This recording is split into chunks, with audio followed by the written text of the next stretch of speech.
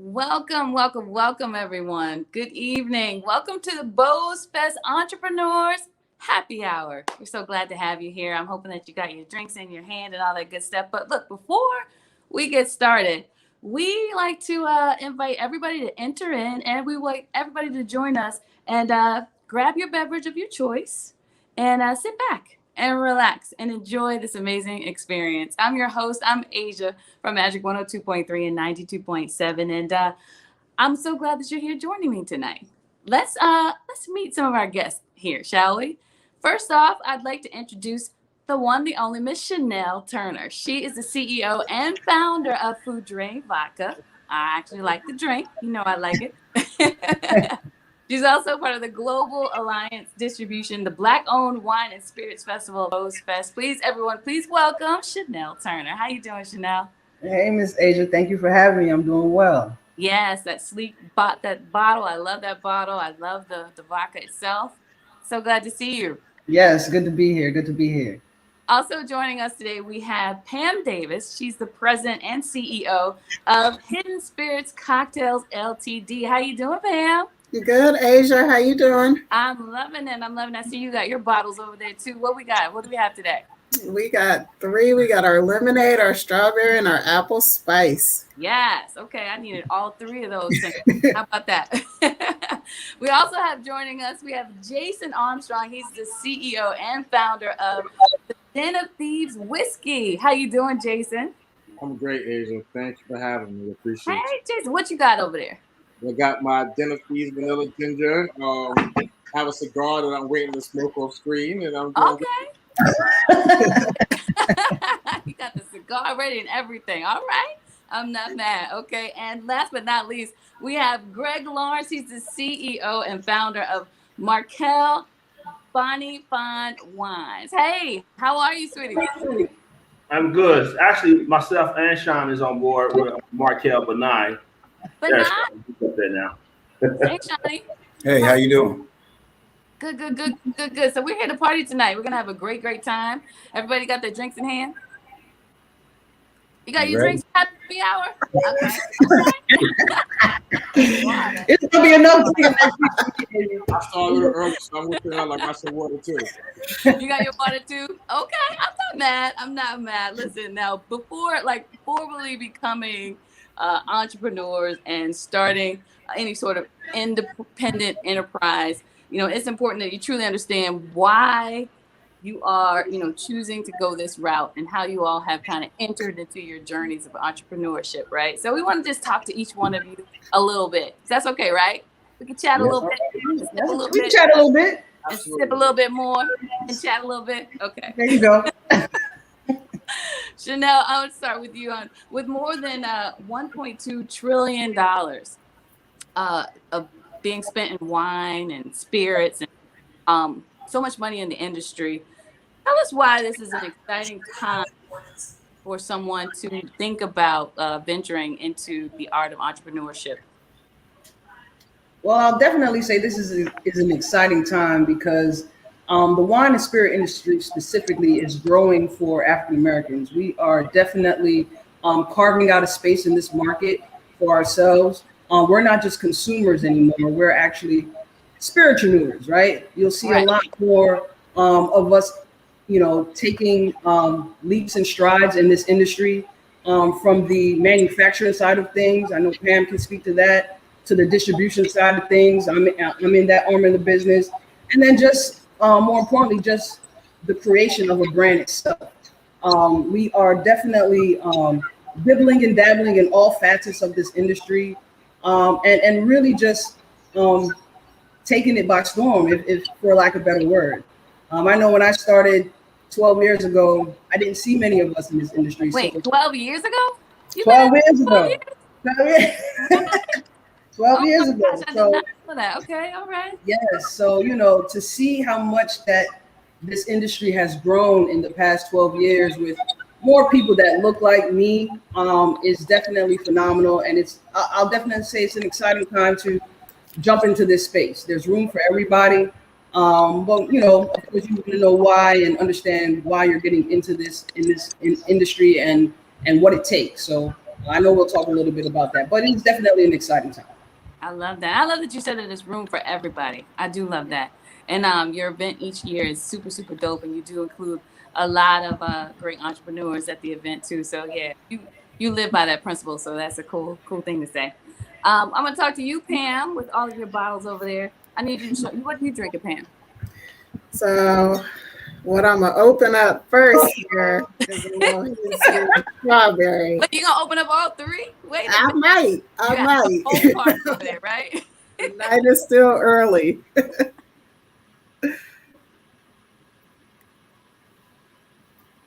Hello? So you got which one are you opening first? I think I'm gonna start with the strawberry, but Okay. yeah, I'm gonna open. This is our tequila base, so it's 19% alcohol, 38 proof, but it goes down super smooth. So this is my favorite, like spring summer drink. So Okay. All right. So let's get started with that and get into your questions. What were your top 5 reasons for starting Hidden Spirits cocktails? So I actually started Hidden Spirits by mistake. I came up with this recipe in my kitchen back in 2014, and my friends and family kind of went crazy for it, and it just kind of went viral in the Cleveland area. And so I would say that was the first thing. And then number 2, it was really the customers that kind of got us to expand our product line. And so we kind of got peer pressured into coming out with the strawberry and then the apple spice. So this came out in 2017, and then we launched the apple spice in 2018.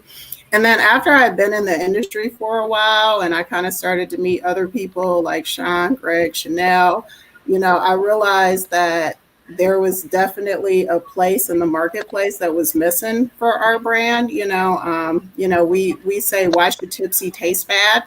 Okay. And so one of the things about a lot of spirits is they have a strong kind of bite, and Hidden Spirits really prides itself on going down super smooth.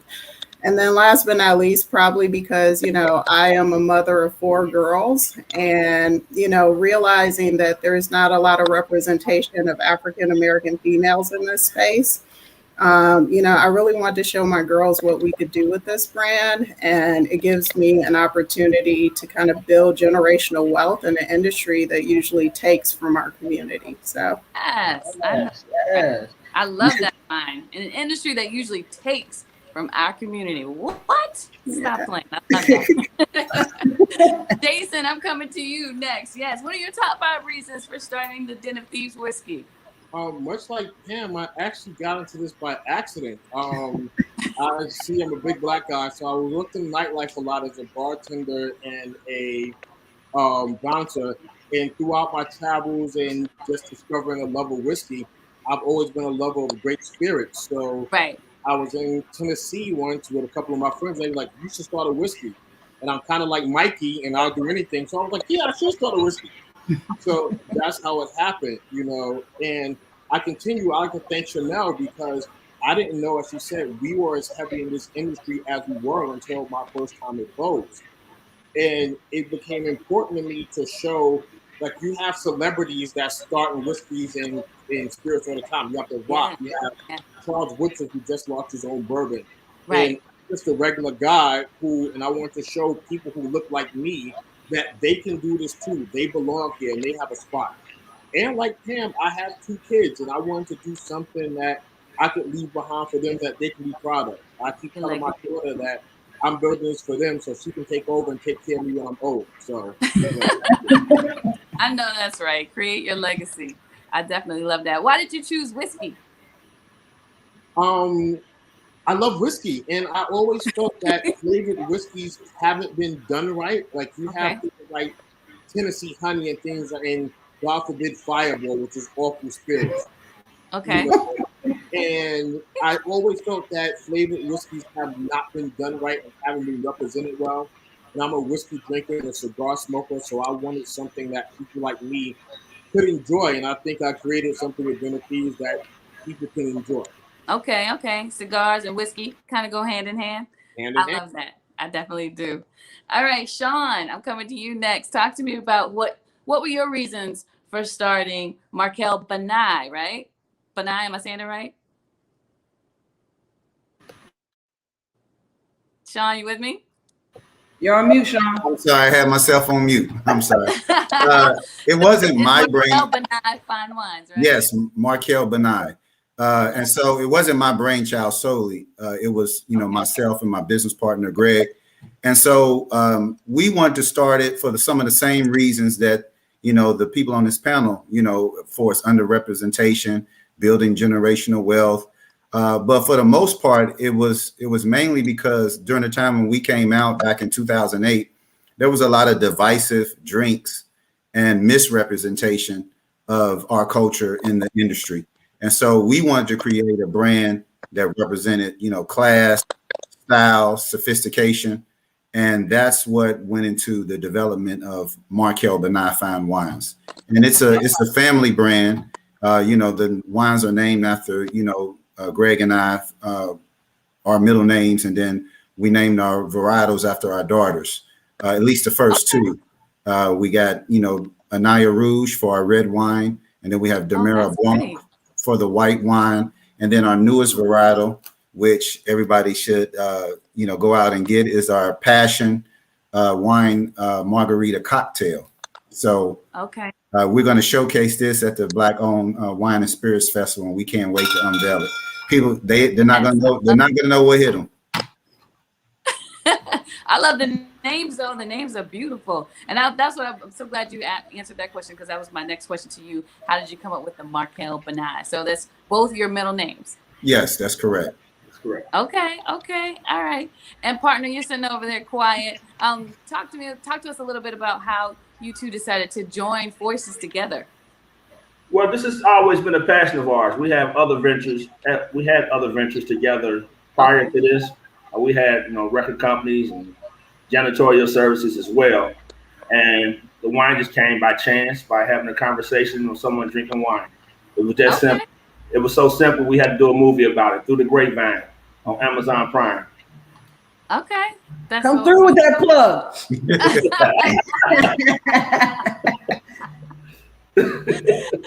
All right. So listen, Chanel, starting a business, now it's time to get some of those entities kind of created, and determining, your entry type of requires like an analysis of your current situation. So talk to us a little bit about what made you come up with the whole Wine and Spirits Festival. How did you come up with this vision, and do you feel like your dream has been realized?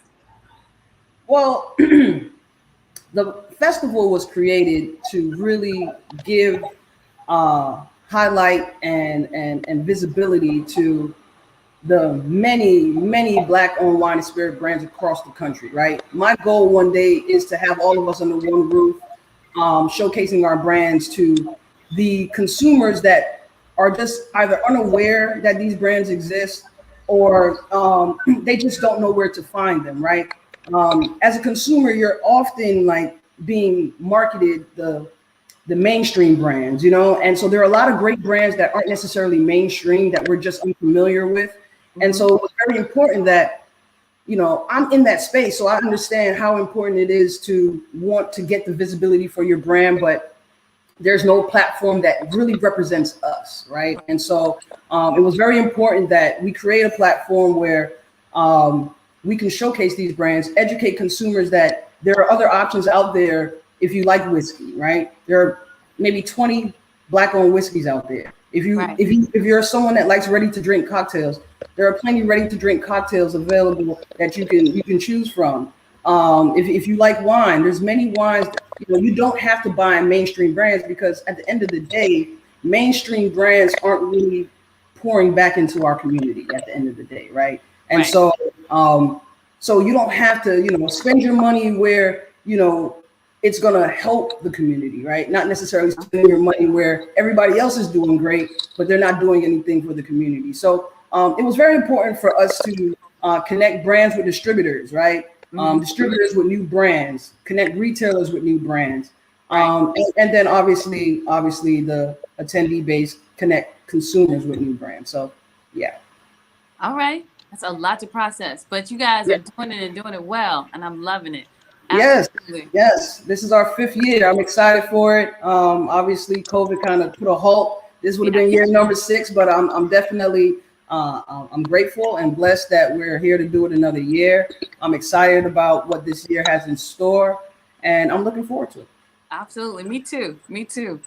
Pam, talk to us a little bit about the tiered system. There's a 3-tiered system in the US and how it works. Can you explain that to everybody? Yeah, absolutely. So pretty much you have 3 layers of spirits. So the first is your producer or your manufacturer or your importer, who, are the people who actually make the spirits or import them from around the world for distribution in the United States. And then you have your distribution companies, and those are the companies that help take and consolidate all the brands and take them to the different retail markets. And then finally you have your retailers, right? So those are like your grocery stores, your bars, your restaurants, your liquor stores, your ABC stores, and those are the ones that sell direct to the consumers. Right. Okay. All right. So we got three tiers. And Jason, what are 2 of the most important questions ask to yourself about like deciding how you want to enter into the alcohol industry? Just like with any entrepreneurial venture, you have to ask yourself, is it something you love? Because if it's not, you're not going to be able to stand the hard times, Right. Because as everybody in this panel can speak to, we've all taken our lumps in this business. We all taken our losses. And it's a hard road to hoe. And the second one is, are you really in a position to do it?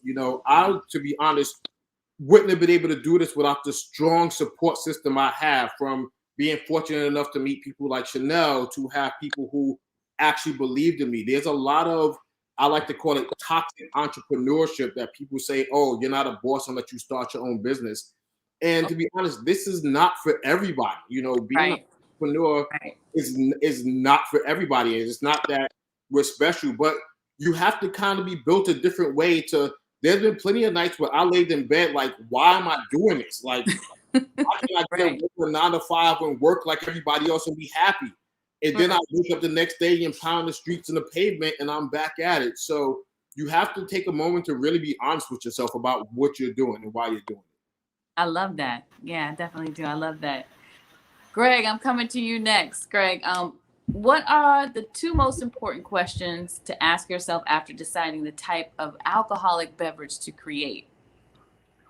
Well, like Sean stated earlier, we thought about class and distinction, and that's what Markel and I is about. When we show up, we want to represent class and distinction, especially coming from Black males. Most of the time, we're seen in a negative light, and Markel and I was formed to kind of change that up some. So. And I think we've been doing a great job with that. Like I said, we've been in business since 2008, and we're still here. We're still pounding the pavement, and we loving what we do. And that's what keeps us focused every day, by loving what we do. And I have a great partner as well. So, that makes it all that much better, too. A great partner. Easier, right? Every day. We should do that. We should drink that. I'm just going to piggyback. I mean, I can attest to Greg, and Sean, when they talk about class and sophistication, every year since year 1. So they've never missed a BOWSFest. And every year when they show up and they show out. I'm talking about class. Every year I'm trying to figure out how I'm going to outdo them, but I never do. It's coming one year. It's coming, Chanel. But also too, if I can, I do want to give a special shout out to Chanel, because like she said, we were a part of the Black-owned Wine and Spirits Festival since its inception. And we saw it back when it was a few hundred people. Now it's several thousand people showing up. And, we went to a lot of different festivals over the years before we met Chanel, trying to really get our name out there and build awareness. But once we started really getting attached to the Black-owned Wine and Spirits Festival, that's when our name really started to grow. And we started to get, more attention from various online and regular publications, Black Enterprise to Essence to you name it. Started, the catalyst was really jumped off with the Black-owned Wine and Spirits Festival. And I have to, tip my head off. If I had on one, I tip my head to you, Chanel, for your vision and, to be able to put it together in a manner that you do. It takes a lot to go into that festival with the manpower, with the help and the organization. And it's cheers to you for putting it all together. Cheers. Cheers to you, Chanel. I appreciate that. And that leads me to my next question. Talk to us a little bit about what it takes to get into this industry. Is that for me or is that that's for you, Chanel? Oh, okay. I mean, the most important thing when it comes to getting into this industry is knowing your purpose and having a strong why, right? Right. It's important that you understand that, are you getting into this industry because you just want the fame, right? Because a lot of people jump into it. It seems to be the biggest thing I don't want to happen is people jumping into this industry as a fad, right? It takes a lot to really penetrate this industry, gain traction in this industry. And you have people today that just want to get into it just to get into it, but they don't really have a reason as to why, right? They don't even know why they chose the spirit of choice that they're wanting to create, right? So those are things that are important, right? What sets your brand apart from the rest? Why did you choose vodka? Why did you choose gin, right? Doing your research, because if you don't do your research, you're gonna come across many stumbling blocks, a lot of red tape. And it took me 9 months of research to kind of figure out this industry. And even after 9 months, I had to pay to learn, right? Because this industry, unfortunately, doesn't give you a blueprint, right? The online resources when I started weren't as prominent and available as they are today. And so research now, I would say it's a lot easier for someone to get into this industry now than 10 years ago. Right. Because 10 years ago, you didn't see many of us, number one. Number two, the opportunities weren't as great. There are a lot more Black-owned distributors now, right? Okay. So as a Black-owned distributor, and as a brand owner, it's my job to ensure that I create space in the market for these brands, right? As a distributor, that's the only way you get to the retailer, right? And the retailer is how you get to the consumer. And so it's important that we connect with these different Black-owned distributors to get these products into these retail locations. And so we all have our job to do, but more importantly, understanding the why, the purpose, what is your real end goal, and going from there. Okay. And that leads me to my next question to you, actually. Is it important to have a business plan? Like, what advice would you have for up and coming entrepreneurs that want to get into this business? And talk to us a little bit about, how they should strategize their plan to action. Most definitely. I mean, a business plan is great. That's going to be helpful for when you're looking for money, right? When you're looking for investors and people to, help fund the business, because this is a very costly industry. If anybody tells you different, they're lying. This industry is very costly. And so a business plan is going to be helpful for when you're looking for money. You're having your books and your accounting in order. That's very important when you're looking for money. But definitely you want to ensure that you understand, your spirit of choice also determines how much money you're going to spend, right? Some spirits take longer to age. Your suppliers and your manufacturers, who you choose, that matters. Some manufacturers and suppliers have low minimums, some have high minimums. And so these are the things that you run into as you're going through the process. I remember when I ordered my first order of bottles, and I was like, yeah, I just want to start with 5,000 bottles. And my manufacturer was like, yeah, we don't do those minimums. Your minimum is 30,000 bottles. I was like, 30,000 bottles, And so these are the type of things that you want to know and understand prior to getting into the industry, right? I was a little crazy. I went with a crazy bottle, so that doesn't help, right? That bottle's gorgeous. I love it. I have two in my house, so I love it. Yeah. So, of course, when you want to do something very unique, very different, there's going to be a lot more that comes along with that. So, yeah. Right. I love that. Thank you so much. Now, I know, Sean, you mentioned you've been with BOWSFest since it started. But right. Jason, how long have you actually been with the whole BOWSFest experience? Chanel actually found me on Facebook, and I think what's the second one, Chanel? Was the second or third one? And so it's been a while, and I have to say that thanks to her, like Sean said, that's when my product really gained a lot of traction. You know, I got there, and again, I didn't know we were that well represented in the industry, and it blew my mind. And it actually gave me kind of the confidence to be like, yeah, I can do this, and I belong here. You know, Right. so it's been about 3 years, and she's been a great resource. Like she said, when I first started, you know, I started as an importer, and I took my lumps. There's a saying like, no plan survives first contact with the enemy intact. And my plan didn't. It got blown up. And I had to revamp. And Bose was a key factor in helping me revamp and see me through and give me confidence in linking me to other brand owners who were like me, who were like, hey, you know what? I took my lumps too. Let's kind of share stories, share war stories, and share experiences, which becomes very important in this industry. I love that. I love that. And Pam, how long have you been with the BOWSFest experience as well? So I actually heard about Chanel and the BOWSFest when I was doing an event in New York City. Wow. And I didn't even believe it was true. And that was back in 2017. I was like, what? And yeah, so I heard about it in 2017, but I was working a full-time job at the time, so I couldn't participate. Right. And in 2018, that was the first year that I actually got to participate and see everything. And it blew my mind. Like, I was, for so long, you know, being in Northeast Ohio, I felt so alone in this industry. Oh. And just meeting Chanel and meeting some of the other brand owners, like, it was just such a breath of fresh air that we were all kind of on this journey together.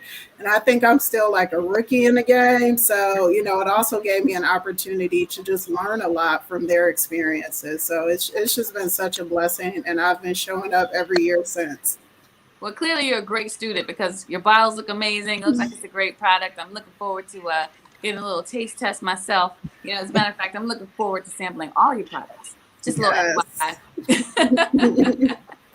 Well, listen, as we wrap up this special edition of BOWSFest Entrepreneurs Happy Hour, I'd like to thank each one of our guests today. We want to thank Jason for joining us, Sean, Pam, and of course, Chanel Turner for being here as well. Everyone, please take a moment to share with the audience the best way to learn more about your brands and how they can follow you on social media and things like that, and how they can get more information from you.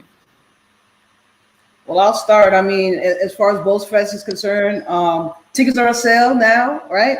BOWSFest.com. We do have maybe 3 vendor spots open. And vendor registration closed September 22nd. If you want to learn a little bit more about Foodray, you can go to foodray.com, FOU-DRE.com, to learn more about the brand and where we're actually distributing and selling our product. Our biggest accomplishment in the last month is being placed in Costco in Washington, D.C. So I'm excited about that. One time for Costco. And we're doing very well there. So, yeah, that's where you can find Foodray right now, and any information on the festival, BOWSFest.com. All right. Jason, how can we follow you? How can we you can follow us at our website, dinnerfeedswhiskey.com, and we have a link there where it shows you where we're sold at. Social media, we're at Dinner Thieves Whiskey, Dinner Thieves _whiskey, and on IG and on Facebook, Dinner Thieves Whiskey. And we post a lot. We do a lot of events. You can follow us at Bose because we are going to be there heavy. And, you know, just like they said, the kids like to say, you can Google us. We're Googleable. Pam, let us know how we can reach you.